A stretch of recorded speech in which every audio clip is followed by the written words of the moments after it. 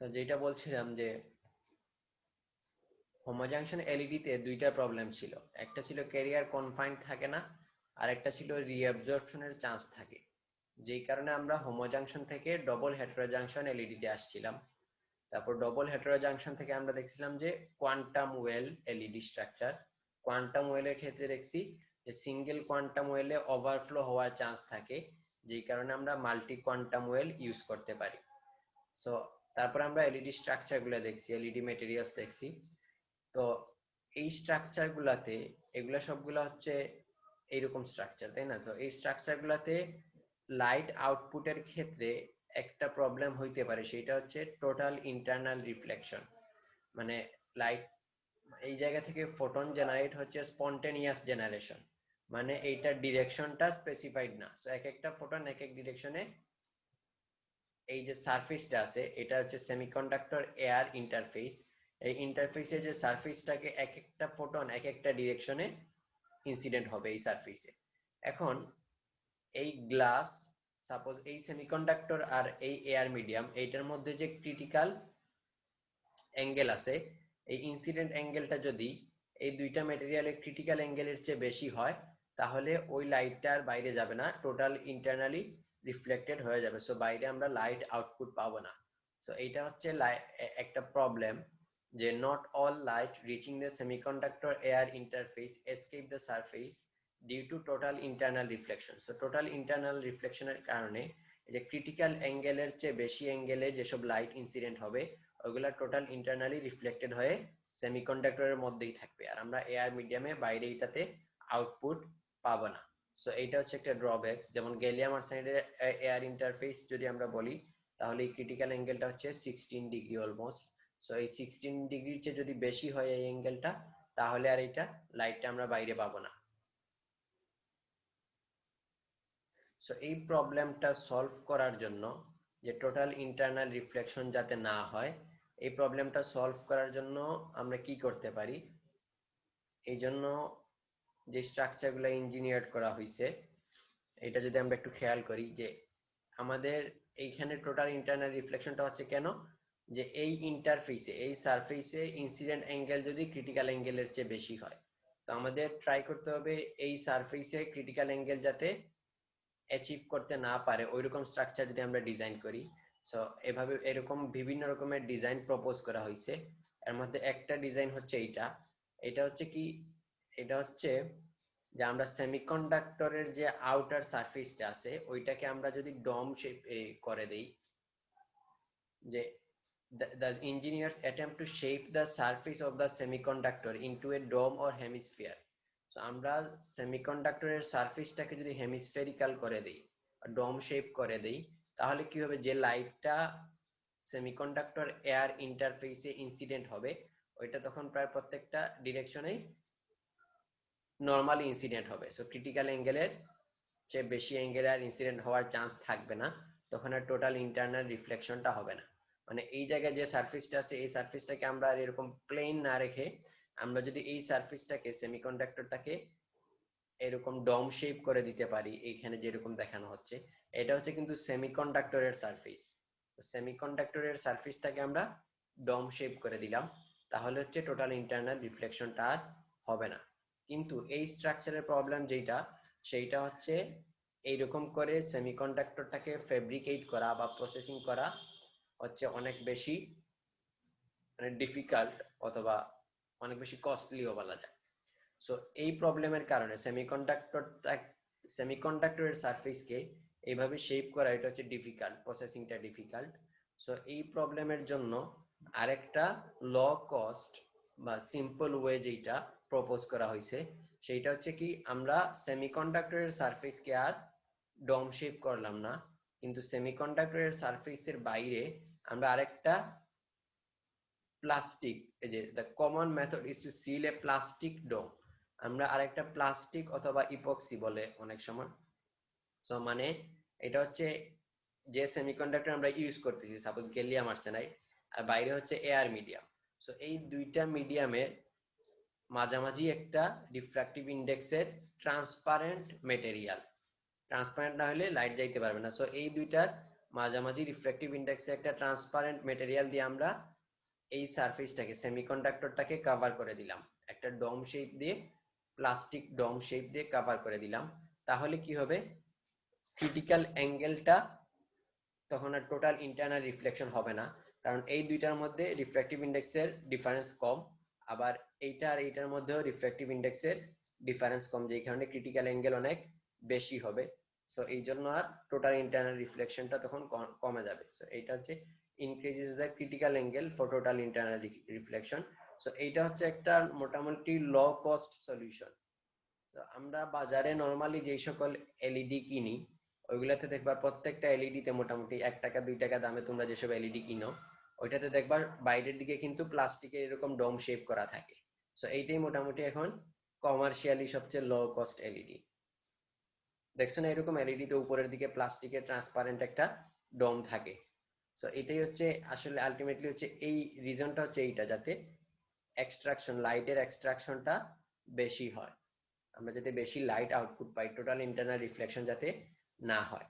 So এইখানে তাহলে এইটার যদি ডিজাইনটা দেখি, এই জায়গার মধ্যে জাংশনটা আছে, এই যে এই জায়গার মধ্যে পিএন জাংশনটা আছে এলইডি, আর নিচের দিকে একটা রিফ্লেক্টিং কাপ দিছি আমরা। রিফ্লেক্টিং কাপটা হচ্ছে যদি ভিতরের দিকে কোনো লাইট আসে তাহলে ওইটাকে রিফ্লেক্ট করে যাতে আবার সে বাইরের দিকে পাঠিয়ে দেয়। সো এইটাতে ব্যাটারির একটা প্রান্তের সাথে কানেক্টেড, এটা হচ্ছে এন এন জাংশন, আর এটা হচ্ছে P junction, P side connected পজিটিভের সাথে। সো তখন এখান থেকে যখন ফোটন জেনারেট হবে ওই ফোটনটা প্রথম সেমিকন্ডাক্টর টু ইপক্সি মিডিয়ামে আসবে, পরে ইপক্সি মিডিয়াম থেকে বাইরের এয়ার মিডিয়ামে আমরা লাইট আউটপুট পাবো। তো এইভাবে আমরা টোটাল ইন্টারনাল রিফ্লেকশনের প্রবলেমটা একটা ওয়েতে সলভ করতে পারলাম। আবার আরেকটা ওয়ে হচ্ছে যে আমি যদি সেমিকন্ডাক্টরের সারফেসকে এরকম টেক্সচার্ড সারফেস করে দেই, যে তাহলে সুবিধাটা কি হবে, সেইটা হচ্ছে লাইট তখন একটা মিডিয়াম মানে একটা সারফেস থেকে যদি টোটাল ইন্টারনালি রিফ্লেক্টেড হয়ও, তাহলে পরের সারফেসে যখন যাবে সে তখন আর ক্রিটিক্যাল অ্যাঙ্গেল দুইটাতেই একসাথে ক্রিটিক্যাল অ্যাঙ্গেল স্যাটিসফাই করতে পারবে না। তো এই জন্য তখন লাইটটা মাল্টিপল রিফ্লেকশনের পরে বাইরে বের হয়ে যাবে। দেখো এই সারফেসে টোটাল ইন্টারনালি রিফ্লেক্টেড হচ্ছে, কিন্তু এই সারফেসে যখন যাচ্ছে তখন আর টোটাল ইন্টারনালি রিফ্লেক্টেড হচ্ছে না, তো আমি বাইরে আউটপুট পাচ্ছি। তো এইটা হচ্ছে আরেকটা ওয়ে, সারফেসটাকে সেমিকন্ডাক্টরের সারফেসটাকে টেক্সচার্ড সারফেস করে দেওয়া বা রাফ সারফেস করে দেওয়া। তো এরকম করে আমরা লাইট আউটপুট বাড়ানোর জন্য বিভিন্ন ওয়ে এরকম করে আমরা মানে বিভিন্ন ওয়েতে ডিজাইন করতে পারি এলইডিটা। তো এরকম 2-3টা ডিজাইন আমরা দেখলাম। একটা হচ্ছে এইভাবে সেমিকন্ডাক্টরকে হেমিস্ফেরিক্যাল করে দিলাম, আরেকটা হচ্ছে আমরা আর ডিফারেন্ট প্লাস্টিকের ইপক্সি মিডিয়াম ইউজ করলাম, আরেকটা হচ্ছে সারফেস থেকে টেক্সচার্ড সারফেস করে দিলাম। তো আরেকটা ওয়ে হচ্ছে কি ডিস্ট্রিবিউটেড ব্র্যাগ রিফ্লেক্টর, এটা আমরা পরে আসছি যে 1D ফটোনিক ক্রিস্টালে। তো আমরা যদি এরকম একটা মিরর ডিজাইন করি, ব্র্যাগ মিরর, প্রথম চ্যাপ্টারে যেটা পড়ে আসছিলাম যে ডিস্ট্রিবিউটেড ব্র্যাগ রিফ্লেক্টর, যে দুইটা different reflective index n1 n2 n1 n2 একটা হাই একটা লো, এরকম করে যদি অনেকগুলো স্ট্যাক অফ লেয়ার ইউজ করি তাহলে ওইটা দিয়ে আমরা 100% রিফ্লেক্টেন্স অ্যাচিভ করতে পারবো। তাহলে এইটা দিয়ে যদি 100% রিফ্লেক্টেন্স অ্যাচিভ করতে পারি তাহলে অ্যাক্টিভ রিজিয়ন থেকে যদি ভিতরের দিকে কোনো লাইট আসে ওই লাইটটাকে সে রিফ্লেক্ট করে বাইরের দিকে দিয়ে দিবে। সো সাবস্ট্রেটের মধ্যে লাইট অ্যাবজর্পশনের আর কোনো চান্স থাকবে না। তো এইখানে আমরা এরকম ডাইইলেকট্রিক মিরর ইউজ করতে পারি। আরেকটা ডিজাইন হচ্ছে এটা, সেটা হচ্ছে আমরা যদি কেভিটি ক্রিয়েট করি, আমরা ইয়ের ক্ষেত্রে দেখছিলাম যে ফ্যাবি প্যারট রেজোনেটরের ক্ষেত্রে যে দুই পাশে দুইটা যদি মিরর থাকে তাহলে মাঝখানে একটা কেভিটি ক্রিয়েট হয়, ওই কেভিটির মধ্যে শুধুমাত্র কিছু যেই কেভিটি মোড গুলো এক্সিস্ট করতে পারে, মানে পার্টিকুলার ওয়েভলেন্থ যেগুলা ওই কেভিটির মোড গুলাকে স্যাটিসফাই করে, মোড ইকুয়েশনটাকে, ওই ওয়েভলেন্থ গুলাই ওই ক্যাভিটির মধ্যে এক্সিস্ট করতে পারে। তো আমরা কি করতে পারি, এরকম আমরা যদি একটা multi quantum well LED design করি তাহলে এই রিজিয়নটা হচ্ছে আমাদের অ্যাক্টিভ রিজিয়ন। সো এই রিজিয়ন থেকে লাইট জেনারেট হবে, সব দিকে এরকম লাইট জেনারেট হবে। সো এই ফোটন গুলা আমরা এই পাশে একটা ডিবিআর মানে মিরর ইউজ করলাম, এই পাশে আরেকটা ডিবিআর মিরর ইউজ করলাম, তাহলে এই ফোটনগুলা এই পাশ থেকে রিফ্লেক্ট হয়ে আসবে, এই পাশ থেকেও রিফ্লেক্ট হয়ে আসবে। তো এই জায়গার মধ্যে কি হবে, তাদের মধ্যে একটা কেভিটি ক্রিয়েট হবে। সো এই কেভিটি থেকে এই দুইটা মিররের মধ্যে যেই মিররের রিফ্লেক্টেন্স সামান্য কম হবে, আমরা এইভাবে ডিজাইন করব যে এই মিররের যে কেভিটি মোডগুলো এখানে এক্সিস্ট করতে পারে, শুধু ওই মোডের ওয়েভলেন্থ গুলা তখন আমরা এই বাইরের আউটপুটে পাবো। সো এই রেজোন্যান্ট ক্যাভিটি, এটাকে বলা হয় RCLED, resonant cavity light emitting diode. এইটার ক্ষেত্রে তাহলে ইমিশন স্পেকট্রাম যেটা আছে, এই ইমিশন স্পেকট্রামটা অনেক বেশি ন্যারো হবে। যে নরমালি এলইডির ক্ষেত্রে ইমিশন স্পেকট্রাম যেরকম ব্রড হয়, অনেক বেশি ওয়াইডেন থাকে, এটার ক্ষেত্রে কিন্তু এরকম করে আর ওয়াইড থাকবে না, ন্যারো স্পেকট্রাম পাবো। কারণ হচ্ছে এটা সবগুলা ওয়েভলেন্থকে পাস করতে দিবে না, জাস্ট কিছু পার্টিকুলার ওয়েভলেন্থকে সে পাস করতে দিবে। সো ইমিশন স্পেকট্রামটা তখন ন্যারো হয়ে যাবে। এভাবে আমরা বিভিন্ন রকমের স্ট্রাকচার ইউজ করতে পারি এলইডি ডিজাইন করার জন্য।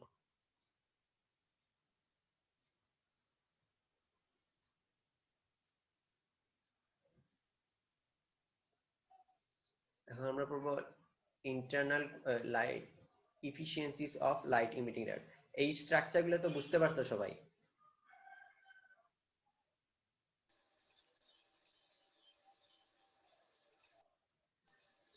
নাকি বুঝো নাই? জি স্যার, মোটামুটি। মোটামুটি বুঝতে পারছো, ঠিক আছে।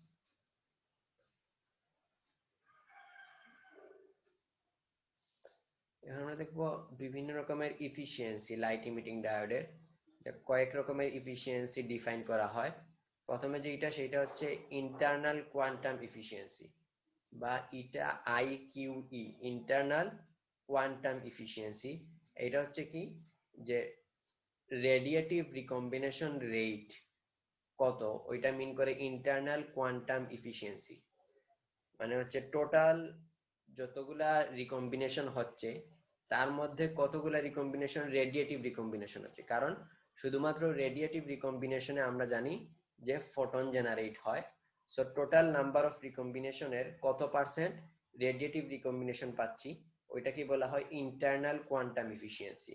তাহলে internal quantum efficiency gauges what fraction of electron hole recombinations in the forward bias PN junction are radiative. কতগুলা radiative recombination, total number of রিকম্বিনেশনের কত পার্সেন্ট রেডিয়েটিভ রিকম্বিনেশন পাচ্ছি, ওটাকে বলা হয় ইন্টারনাল কোয়ান্টাম ইফিসিয়েন্সি।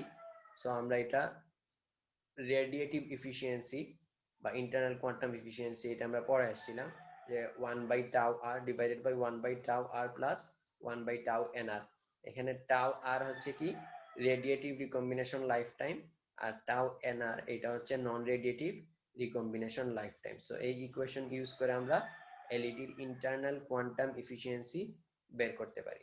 সো এইটাকে আমরা যদি একটু ডিফারেন্ট ভাবে ডিফাইন করি তাহলে কি বলতে পারি, যে রেট অফ রেডিয়েটিভ রিকম্বিনেশন, এটা হচ্ছে যতগুলা রেডিয়েটিভ রিকম্বিনেশন হচ্ছে তত নাম্বার অফ আমরা ফোটনস পাবো। তাহলে এটাকে আমরা বলতে পারি কি ফোটনস ইমিটেড পার সেকেন্ড, যে পার সেকেন্ডে কতগুলা ফোটন ইমিট হচ্ছে divided by total rate of recombination. So total rate of recombination হচ্ছে কি, যে টোটাল কতগুলা ক্যারিয়ার লস হচ্ছে। আমাদের ক্যারিয়ারটা হচ্ছে এই ক্ষেত্রে ইলেকট্রন বা ইলেকট্রিক ক্যারিয়ার। তো যতগুলা ইলেকট্রন লস হবে ওইটাই হচ্ছে total number of recombination. So electron loss বা ক্যারিয়ার লস রেডিয়েটিভ ওয়েতে হইতে পারে, নন রেডিয়েটিভ ওয়েতেও হইতে পারে। So total number of carrier loss এটা মিন করতেছে টোটাল রেট অফ রিকম্বিনেশন। আর এর মধ্যে যতগুলা রেডিয়েটিভ হইছে ততগুলা ফোটন জেনারেট হইছে। So photon emitted per second divided by total carrier loss per second, এটা যদি আমরা করি তাহলে ইন্টারনাল কোয়ান্টাম ইফিসিয়েন্সি পাবো। তো ফোটনস ইমিটেড পার সেকেন্ড এটাকে বলা হয় ফোটন ফ্লাক্স বা 5ph। আর total carrier loss per second মানে নাম্বার অফ ক্যারিয়ারস, এটা আমরা বের করতে পারি কারেন্ট থেকে। কারেন্ট সমান আমরা জানি I equals to N Q. So N হচ্ছে এখানে নাম্বার অফ ক্যারিয়ারস আর কিউ হচ্ছে charge of a particular carrier. So এই জায়গা থেকে যদি আমরা এন বের করি তাহলে নাম্বার অফ টোটাল ক্যারিয়ার এটা সমান হবে কি I বাই কিউ, কিউ হচ্ছে ইলেকট্রনের charge, so I by E. তাহলে total carrier loss per second এটা হচ্ছে I/E, আর ফোটনস ইমিটেড পার সেকেন্ড এটা হচ্ছে 5ph, মানে কতগুলা ফোটন পার সেকেন্ডে ইমিট হয়েছে। এটাকে আমরা আবার লিখতে পারি PO int divided by h mu. PO int এটা হচ্ছে কি, the optical power generated internally not yet extracted, মানে ডিভাইসের ভিতরে যত অপটিক্যাল পাওয়ার আমরা কত পাচ্ছি, এটা হচ্ছে একটা ফোটনের পাওয়ার হচ্ছে h mu, তাহলে 5 নাম্বার অফ ফোটনস, যদি নাম্বার অফ ফোটনস 5 হয় তাহলে টোটাল পাওয়ার হবে কি 5 ইনটু h mu। সো ওই জায়গা থেকে আমরা PO সমান লিখতে 5 ইনটু h mu হবে PO, সো 5ph এর জায়গায় লিখতে পারবো PO internal divided by h mu। এখানে PO ইন্টারনাল বলতেছি কারণ এই জায়গার মধ্যে জাস্ট রেডিয়েটিভ রিকম্বিনেশনের ফলে ফোটনটা জেনারেট হয়েছে, এখনো এই ফোটনটা আমাদের ডিভাইসের বাইরে আসে নাই। সো এই যে এইটাকে আমরা বলতেছি internal optical power generated internally, that means ফোটনগুলো জাস্ট জেনারেট হয়েছে, এখন আমরা ওইগুলোকে বাইরে পাই নাই, ডিভাইসের বাইরে পাই নাই, সো এই জন্য এটাকে বলা হচ্ছে PO ইন্টারনাল। তাহলে ইন্টারনাল কোয়ান্টাম এফিসিয়েন্সি এটার সময় আমরা লিখতে পারি PO internal divided by h mu ডিভাইডেড বাই I/E। এখন এক্সটার্নাল কোয়ান্টাম এফিসিয়েন্সিটা তাহলে কোনটা হবে? এক্সটার্নাল কোয়ান্টাম এফিসিয়েন্সি হচ্ছে represents the efficiency of conversion from electrical quanta, that is electrons, that flow into the LED to optical quanta, that is photon, that are emitted into the outside world। দেখো আগে কিন্তু আমরা বলছি internally generated হচ্ছে, আর এখন external এফিসিয়েন্সির ক্ষেত্রে বলতেছি কি যে আমরা আউটপুট ওয়ার্ল্ডে মানে যেই পরিমাণ ফোটন আমরা এক্সট্রাক্ট করতে পারবো, মানে ডিভাইসের বাইরে যেই পরিমাণ ফোটন আমরা এক্সটার্নালি পাবো ওইটাকেই বলা হচ্ছে এক্সটার্নাল কোয়ান্টাম এফিসিয়েন্সি। মানে আমি কি পরিমাণ ইনপুট দিছি, ইলেকট্রিক্যাল ইনপুট কারেন্ট বা কি পরিমাণ আমাদের ইলেকট্রিক্যাল ক্যারিয়ার আসতেছে, এর মধ্যে কি পরিমাণ ফোটন বাইরে জেনারেট হচ্ছে, ওইটাকে বলা হচ্ছে ইন্টারনাল কোয়ান্টাম এফিসিয়েন্সি। দেখো সরি, এটাকে বলা হচ্ছে external quantum efficiency. Internal quantum efficiency ছিল কি total carrier lost and total number of recombination, so total carrier lost এর মধ্যে number of photons generated internally, এটা ছিল ইন্টারনাল কোয়ান্টাম এফিসিয়েন্সি। আর এক্সটার্নাল কোয়ান্টাম এফিসিয়েন্সি হচ্ছে কি টোটাল ক্যারিয়ার লস্ট আর number of photons generated externally, মানে বাইরে কি পরিমাণ ফোটন পাচ্ছে, এটা হচ্ছে external quantum efficiency. So external quantum এফিসিয়েন্সিটা ইন্টারনাল কোয়ান্টাম এফিসিয়েন্সির চেয়ে কখনো বেশি হইতে পারবে না। বেশি হইতে পারবে?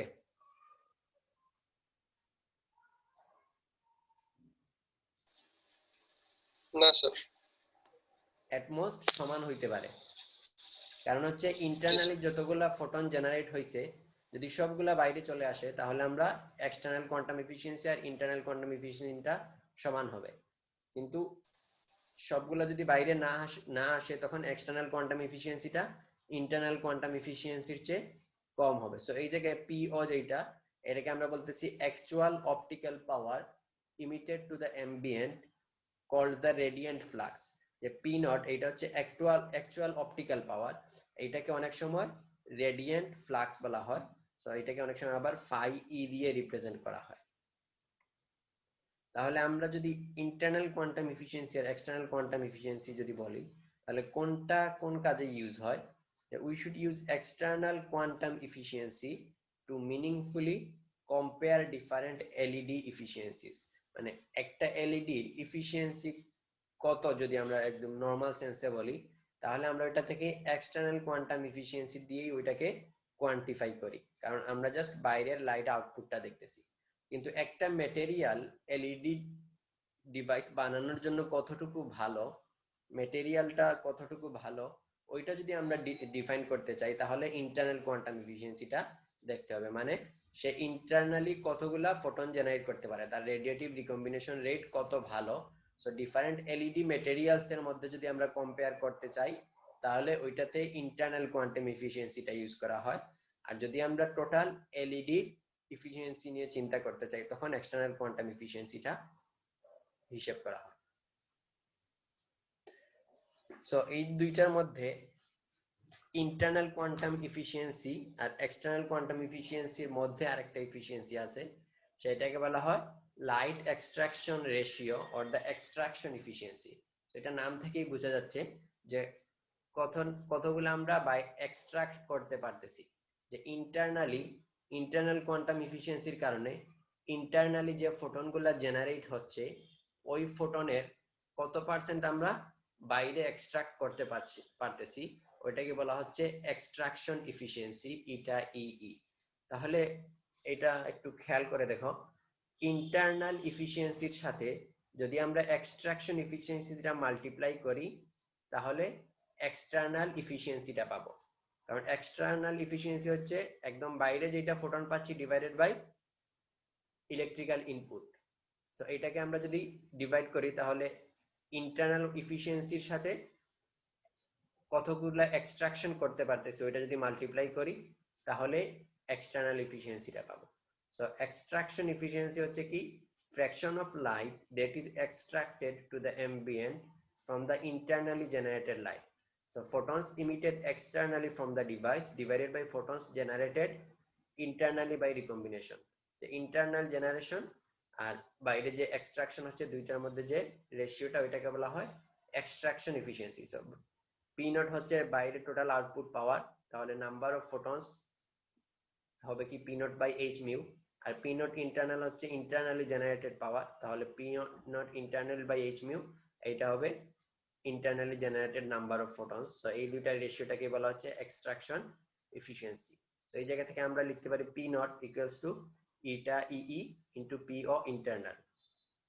সো এই জায়গা থেকে PO internally generated power, এই জায়গায় আমরা এইটা সমান লিখতে পারি কি, এই ইকুয়েশন থেকে PO internal এইটা সমান আমরা লিখতে পারবো eta IQE into I by E into H mu. So এটা করলে লাস্টে একদম আউটপুট পাওয়ারটা পাবো H মিউ ইটা EE আর এটা IQE into I by E। So এই ইটা এক্সট্রাকশন এফিসিয়েন্সি আর এটা ইন্টারনাল কোয়ান্টাম এফিসিয়েন্সি, এই দুইটা মিলে যেটা হয় এই জায়গায় আমরা পাবো এক্সটার্নাল কোয়ান্টাম এফিসিয়েন্সি। সো এই দুইটার জায়গায় আমরা লিখতে পারি এটা ইকিউই। এটা যদি লিখি তাহলে এই ইকুয়েশনটা পাবো, এটা ইকিউই হবে P not by H mu divided by I by E. দেখো এটা ইকিউই এটা হবে P not by H mu divided by I by E.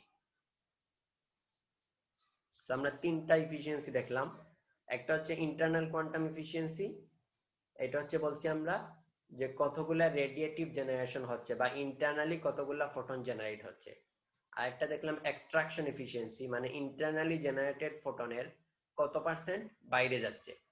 So এই দুইটা মিলে যেটা পাচ্ছি ওইটাকে বলা হচ্ছে এক্সটার্নাল কোয়ান্টাম এফিসিয়েন্সি, মানে কতগুলা ক্যারিয়ার লস হচ্ছে ইলেকট্রিক ক্যারিয়ার, এর মধ্যে কত পার্সেন্ট আমরা বাইরে ফোটন হিসেবে আউটপুট পাচ্ছি। সো এই তিনটা এফিসিয়েন্সি দেখতে পাচ্ছি।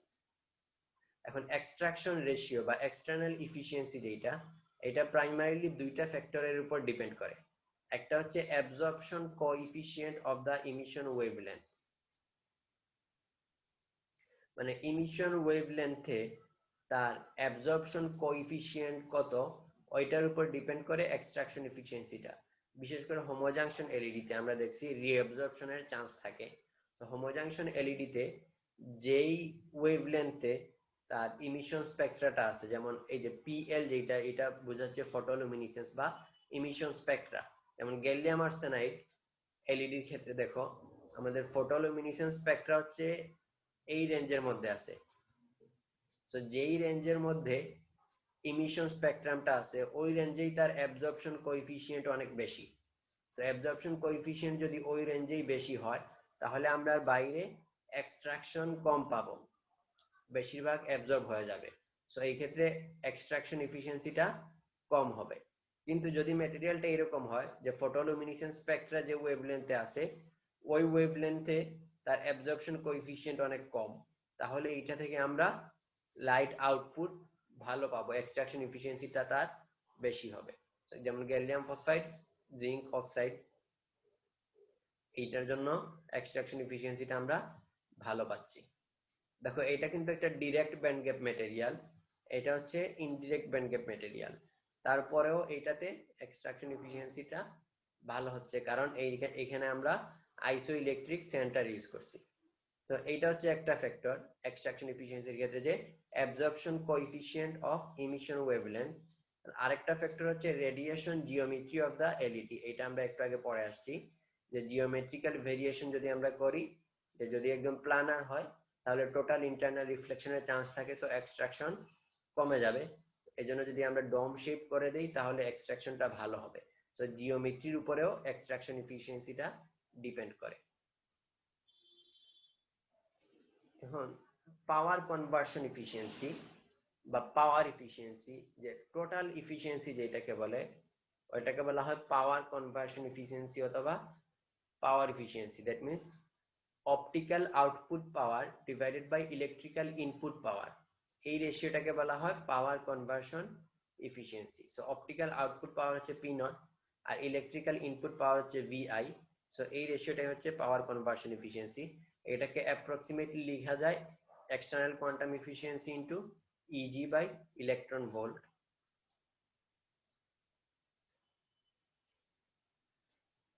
এখন আমরা তো জাস্ট ডিভাইসের এফিসিয়েন্সিটা দেখলাম।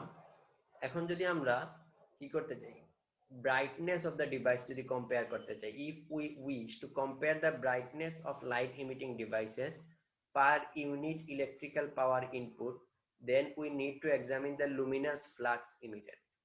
So luminous flux টা হচ্ছে কি, যে আমাদের হিউম্যান আই এর একটা রেসপন্স আছে। সো আই রেসপন্সের মধ্যে যদি এলইডি রেডিয়েশন স্পেকট্রামটা পড়ে, তাহলে আমরা ওইটাকে ভালো মতো দেখতে পাবো, ব্রাইটনেসটা ঠিক মতো দেখতে পাবো। কিন্তু যদি আমাদের আই রেসপন্সের বাইরের রিজিয়নে এলইডি আউটপুট রেসপন্সটা থাকে, তাহলে ওইটাকে আমরা ঠিক মতো দেখতে পাবো না। সো এই জিনিসটাকেই লুমিনাস ফ্লাক্স দিয়ে মিন করা হচ্ছে। So visual brightness of a source as observed by an average daylight adapted eye is proportional to the radiation power emitted, that is the radiant flux, and the efficiency of the eye to detect the spectrum of the emitted radiation. তাহলে visual brightness যেটা, মানে একটা human I normal কন্ডিশনে LED থেকে যে light output হচ্ছে ওইটাকে কি পরিমাণ ব্রাইট দেখবে, ওইটা দুইটা জিনিসের প্রপোর্শনাল। একটা হচ্ছে রেডিয়েশন পাওয়ার ইমিটেড, এলইডি থেকে কোন রেঞ্জে রেডিয়েশন হচ্ছে, আর হিউম্যান আই কোন রেঞ্জে স্পেকট্রামটাকে ডিটেক্ট করতে পারে। সো এই দুইটা মিলে যে রিজিয়নটা পাবো, ওইটাই তার ব্রাইটনেসটাকে ডিফাইন করবে। তো এটাকে বলা হয় luminous flux, the measure of visual brightness. তো এই যে ব্রাইটনেসটা, এটাকে বলা হয় লুমিনাস ফ্লাক্স। এটাকে আমরা লুমেন দিয়ে রিপ্রেজেন্ট করা হয়, এটা ইউনিট হচ্ছে লুমেন। তো এটাকে ইকুয়েশন আকারে লিখতে পারি আমরা 5 mu equals two P not into 633 lumen per watt into V lambda। এই জায়গায় P নট হচ্ছে radiant flux or the radiation power emitted, মানে এলইডি থেকে যেই আউটপুট স্পেকট্রামটা পাচ্ছি ওইটা হচ্ছে P নট, ইউনিট হচ্ছে ওয়াট। আর V lambda এটা হচ্ছে relative luminous efficiency or the relative sensitivity, মানে V lambda আমাদের হিউম্যান আই সেন্সিটিভিটি বা হিউম্যান আই স্পেকট্রাম যদি আমরা বলি, ওইটা হচ্ছে V lambda। তো দুইটা স্পেকট্রামকে যদি আমরা মাল্টিপ্লাই করি, তাহলে যেটা পাবো ওইটাই হবে ভিজুয়াল ব্রাইটনেস বা লুমিনাস ফ্লাক্স। তো ভি ল্যামডা এটাকে বলা হয় রিলেটিভ লুমিনাস এফিসিয়েন্সি অথবা লুমিনোসিটি ফাংশন অথবা ভিজিবিলিটি ফাংশন, যে কোনো নামে এটাকে ডিফাইন করা হয়। আমরা যদি এখন হিউম্যান আই রেসপন্সটা দেখি, তো এইটা হচ্ছে মোটামুটি এইরকম, যে luminous efficiency of the eye visible রেঞ্জে 400 থেকে 700 ন্যানোমিটার মোটামুটি। তো এই রেসপন্স কার্ভ থেকে যেটা আমরা বুঝতে পারতেছি, যে হিউম্যান আইর জন্য সবচেয়ে বেশি কমফোর্টেবল কালার হচ্ছে এই রিজিয়নটা, গ্রিন ইয়েলো এর মাঝখানের যে রিজিয়নটা, এটা হচ্ছে হিউম্যান আইর জন্য সবচেয়ে বেশি কমফোর্টেবল। আর সবচেয়ে বেশি ইরিটেটিভ এটা হচ্ছে রেড অথবা ভায়োলেট ব্লু, এই রিজিয়ন গুলো হচ্ছে হিউম্যান আইয়ের জন্য ইরিটেটিভ।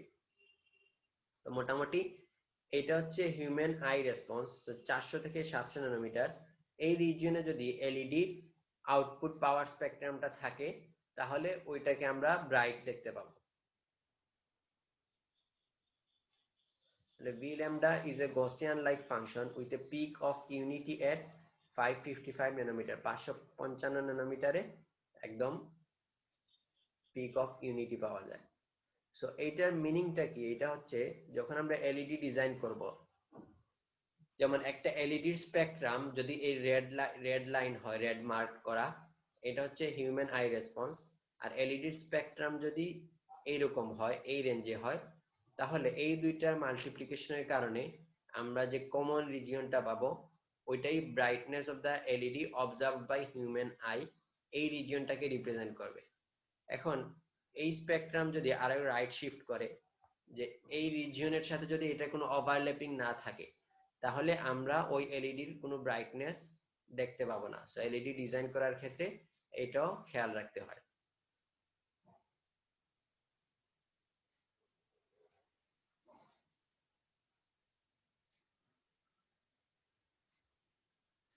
Luminous efficacy of a light source such as lamp, as commonly used in lighting application, is the efficiency with an electrical light source converts the input electrical power into an emitted luminous flux.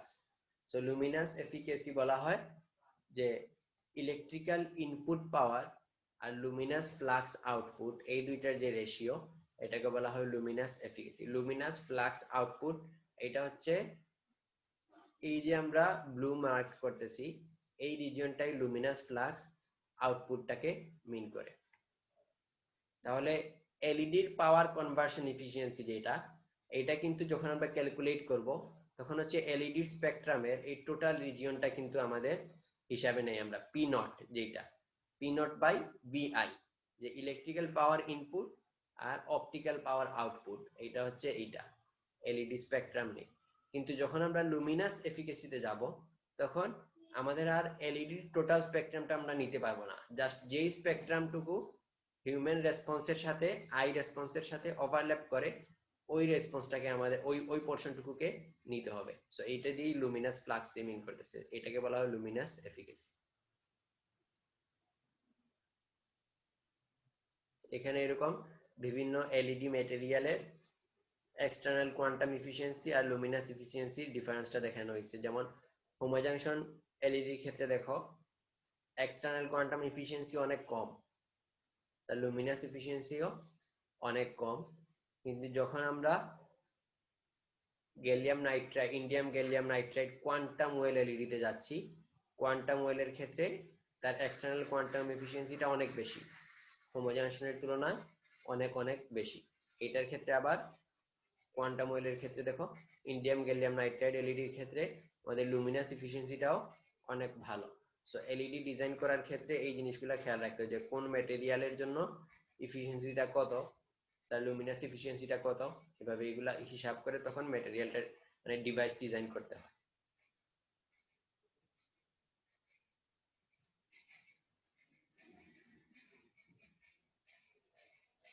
আরেকটা term হচ্ছে injection efficiency. Injection efficiency, এটা in বা এটা injected, এটা বলা হচ্ছে কি the fraction of total diode current that is carried by diffusion of electrons being injected into the p side of the junction। যে আমরা ধরে নিছি যে আমাদের অ্যাক্টিভ রিজিয়নটা হচ্ছে পি টাইপ রিজিয়ন আর এন টাইপ হচ্ছে হাইলি ডোপড করা। আমরা এইভাবে ডিভাইস ডিভাইস স্ট্রাকচার পড়ার সময়, এলইডি স্ট্রাকচার পড়ার সময় আমরা এটা দেখছিলাম। সো এই ক্ষেত্রে এন টাইপের রিজিয়ন থেকে ইলেকট্রনগুলো যখন ডিপ্লেশন লেয়ারে বা পি টাইপের লেয়ারে প্রবেশ করে, তখন হচ্ছে অ্যাক্টিভ রিজিয়নে আমরা ডিকম্বিনেশন পাই। সো এই যে ইলেকট্রনের ইনজেকশন হচ্ছে, এই ইনজেকশনটাকে, ইনজেকশন অফ ইলেকট্রনস পি সাইডে, ইনজেকশন অফ ইলেকট্রনসটাকে যে ইফিসিয়েন্সি দিয়ে ডিফাইন করা হয়, এটাকে বলা হচ্ছে ইনজেকশন এফিসিয়েন্সি। তাহলে এটাকে আমরা বলতে পারি কি dNnp0/ln, এইটা হচ্ছে ইলেকট্রনের ডিফিউশন কারেন্ট। এটা হচ্ছে কি ইলেকট্রনের diffusion current divided by dNnp0ln plus dppn0/lp, হচ্ছে electron diffusion plus hole diffusion. এটা হচ্ছে কি এন টাইপ থেকে পি টাইপে ইলেকট্রনের ডিফিউশনের কারণে যে কারেন্ট, আর এটা হচ্ছে এন টাইপ থেকে পি টাইপে ইলেকট্রনের diffusion plus P type to N টাইপে হোলের diffusion, so total diffusion current. So এই দুইটার যে রেশিও এটাকে বলা হচ্ছে ইনজেকশন এফিসিয়েন্সি। সো এই ক্ষেত্রে যদি আমরা এটাকে সিম্পলিফাই করি তাহলে এইভাবে লিখতে পারি যে dn np0/ln, এটা দিয়ে যদি টোটালটাকে ডিভাইড করি তাহলে এইটা আসে। সো এই ক্ষেত্রে আমরা জানি d by mu equals to হচ্ছে kt বাই কিউ। সো এই রিলেশন ইউজ করে এখান থেকে আমরা লিখতে পারবো dp by dn equals to mu p by mu n, যেখানে মিউ হচ্ছে মোবিলিটি বলা হচ্ছে, আর d হচ্ছে কি ডিফিউশন কনস্ট্যান্ট, হোলের ডিফিউশন কনস্ট্যান্ট, ইলেকট্রনের ডিফিউশন কনস্ট্যান্ট। সো এই রেশিও ইউজ করে আমরা এই জায়গা থেকে ইনজেকশন এফিসিয়েন্সি যেটা পাবো, আবার আমরা জানি n নট p নট এইটা ইকুয়ালস টু হচ্ছে ni স্কয়ার। সো এই জায়গা থেকে p n নট এটা সমান আমরা লিখতে পারবো কি p n naught equals to ni square by n n naught. এটা কি মিন করতেছে, এটা হচ্ছে n টাইপ রিজিয়নে হোলের কনসেন্ট্রেশন, আর এটা হচ্ছে কি n টাইপ রিজিয়নে ইলেকট্রনের কনসেন্ট্রেশন। সো ইলেকট্রনের কনসেন্ট্রেশন আর হোলের কনসেন্ট্রেশন এটা মাল্টিপ্লাই করলে আমরা জানি ni স্কয়ার হয়। সো এই জায়গা থেকে পি এন নট এইটা জায়গায় আমরা লিখতে পারবো ni square by n n naught. Similarly n p naught এটা সমান লিখতে পারবো ni square by p p naught. So এই ভ্যালু দুইটা যদি এই জায়গায় রিপ্লেস করি আর dp বাই dn এটাকে যদি আমরা মোবিলিটি দিয়ে রিপ্লেস করি তাহলে এটা ইনজেকশন এটা সমান পাবো 1 plus mu P ln pp naught divided by mu n lp n n naught inverse 1। So এটা কি মিন করতেছে, এই জায়গায় দেখো ফর ফুল পোলারাইজেশন মানে যতগুলা ইমপিউরিটি আয়ন আছে সবগুলা যদি পোলারাইজড হয়ে যায় তাহলে আমরা বলতে পারবো অ্যাকসেপ্টর কনসেন্ট্রেশন Na এটা সমান হবে পি টাইপে হোলের কনসেন্ট্রেশন, আর ডোনার কনসেন্ট্রেশন Nd এটা সমান হবে n টাইপে ইলেকট্রনের কনসেন্ট্রেশন। এখন মিউ n ইলেকট্রনের মোবিলিটি হচ্ছে হোলের মোবিলিটির চেয়ে বেশি, so mu n greater than mu P, আর দুইটার ডিফিউশন লেন্থ হচ্ছে অলমোস্ট সমান এটা আমরা জানি। So ln equals to lp। তাহলে এই জায়গা থেকে যদি আমরা ইনজেকশন এফিসিয়েন্সিটা বেশি পাইতে চাই, কেউ কিছু বলছো? এদিকে নাই।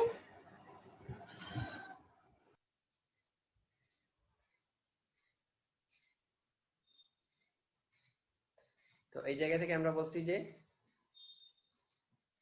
ln ইকুয়ালস টু যদি lp হয় এই দুটাকে আমরা ক্যান্সেল করতে পারি, আর mu n greater than mu P, so এই টার্মটা অনেক বেশি এইটার চেয়ে। এখন পি পি জিরো আর এন এন জিরো এই দুইটার মধ্যে রিলেশনটা কি রকম হলে ইনজেকশন এফিসিয়েন্সিটা আমরা অলমোস্ট 1 পাবো।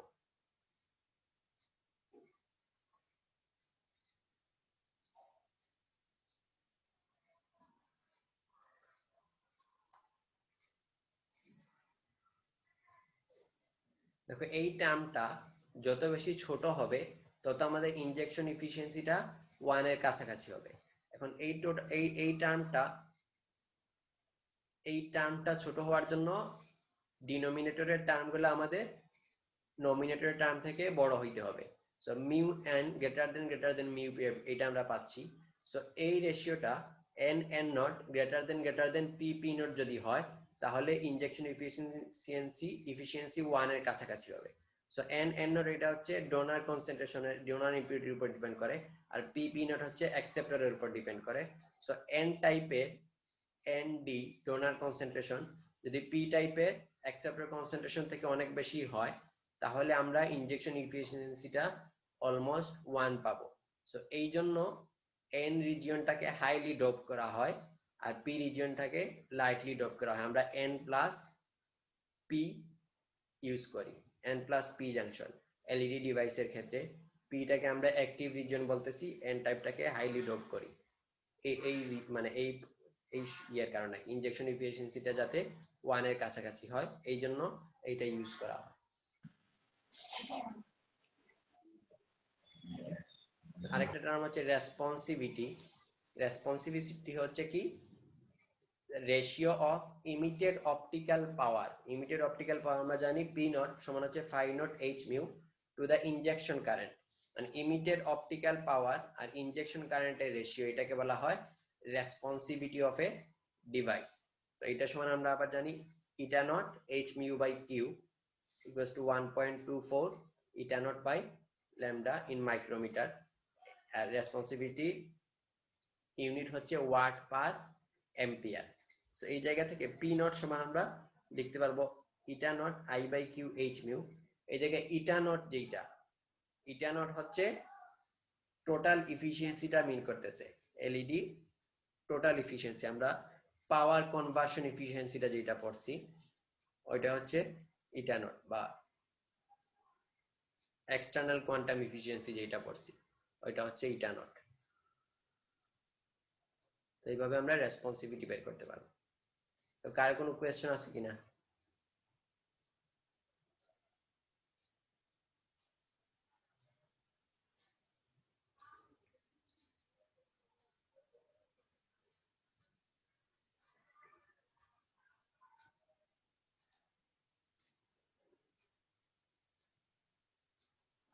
বুঝতে পারছো?